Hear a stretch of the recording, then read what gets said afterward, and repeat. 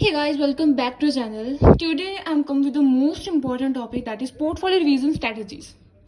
So guys, last video में हमने discuss किए थे पार्ट 1 और पार्ट 2 में, that is meaning of portfolio revision, definitions और उसकी नीड. फिर हमने अगले पार्ट में डिस्कस किया था पोर्टफोलियो कंस्ट्रेंट्स, जो बहुत इंपॉर्टेंट टॉपिक था. अब हम आज डिस्कस करने वाले हैं पोर्टफोलियो रिवीजन स्ट्रैटेजीज.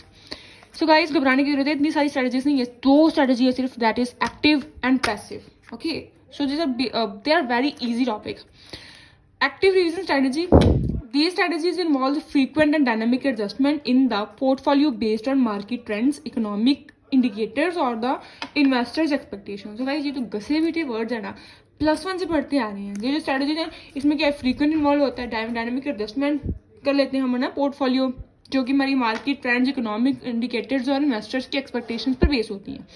हमारा जो गोल है ना, इसे रिटर्न्स को मैक्सिमाइज करना और रिस्क को मिनिमाइज करना. तो गाइस, जो मैक्सिमाइज रिटर्न और मिनिमाइज रिस्क है ना, इतना घसा पीटा डायलॉग इन्होंने पहले चैप्टर से यहाँ तक आया है ना.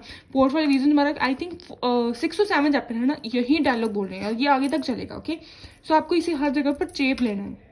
That is the goal, is to maximise returns and minimise risk. क्योंकि पोर्टफोलियो रिवीजन हो, जो पोर्टफोलियो मैनेजमेंट हो, गोल ही होता है कि हमें रिटर्न को मैक्सिमाइज करना भी और रिस्क को मिनिमाइज करना. Okay, by seizing opportunities and managing threats. Okay, opportunities related to earning, threats related to risk.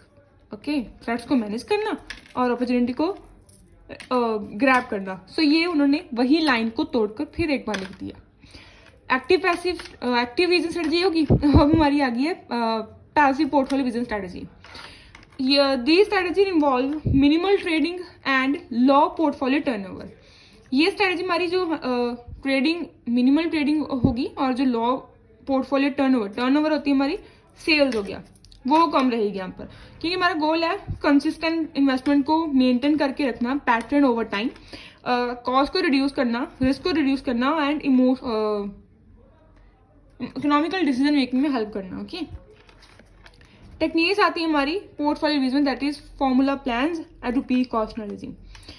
Formula plans कुछ बेसिक रूल्स हैं. सबसे पहला होता है कि जो पोर्टफोलियो रिवीजन है वो 2 पार्टीज में हमारा डिवाइड होने वाला है. पहली आती है अग्रेसिव, जो कि हमारी यूजुअली इक्विटी आती है. इक्विटी होती है अग्रेसिव. क्यों अग्रेसिव इसलिए बोला जाता है इसको, क्योंकि शेयर होल्डर्स अपना पूरा पैसा लगा देंगे, लेकिन डिविडेंड बाद मिलेगा जब आपको, जब कंपनी के पास पैसा बचा होगा. और जो हमारी आती है ना कंजर्वेटिव, उसे डेट बोलते हैं, क्योंकि जो फिक्स्ड इनकम आपको इंटरेस्ट मिलेगा ही मिलेगा, फिक्स्ड इनकम होती है चाहे कंपनी डूब रही हो. सबसे सेकंड आती है हमारी अग्रेसिव, शेयर होल्डर्स के पॉइंट ऑफ व्यू से सोचना. ओके, और जो कंजर्वेटिव है वो डेटर्स के पॉइंट ऑफ व्यू से सोचना. डेटर्स, सॉरी, आई थिंक हाँ, डेटर्स के. The investors must follow a pre determined rule for buying and selling. अब जो हमारे इन्वेस्टर्स हैं ना, उन्हें फॉलो करने चाहिए pre determined rule for buying and selling. Pre determined जो पहले डिटरमाइन किए गए होंगे इस पॉलिसी में, स्ट्रेटजीज में. फॉर्मूला प्लान्स अज्यूम करता है regular monitoring, right, and availability of funds for rebalancing.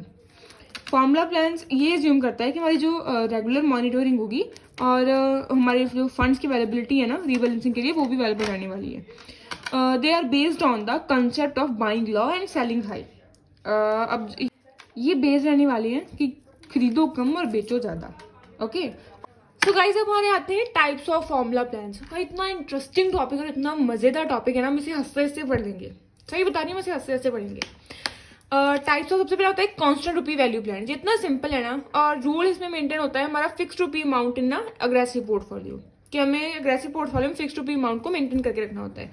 इसकी वर्किंग क्या होती है, अगर गाइज इक्विटी वैल्यू इंक्रीज होगी तो हम जो सेलिंग है ना, उस सेलिंग पावर को बढ़ा देंगे, और जो हमारी जो अग्रेसिव से कंजर्वेटिव साइड से मूव कर देंगे, जो हमने पहले पढ़ा हुआ है इसके बारे में. और सेकंड पॉइंट आता है अगर इक्विटी सपोज डिक्रीज हो जाए तो ये कंजर्वेटिव से हमारी अग्रेसिव में फिर से वापस आ जाएगी, और जो हमारे bring equity back to original amount. Okay, original amount के साथ.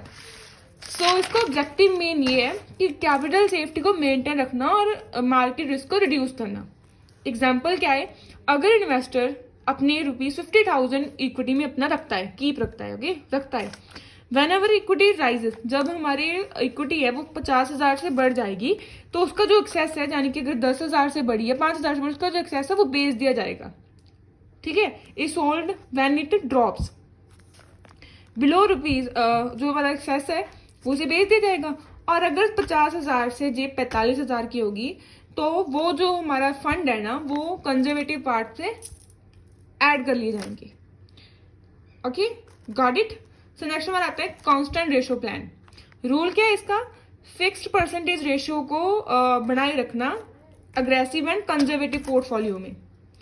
और वर्किंग इसकी है क्या रहेगी?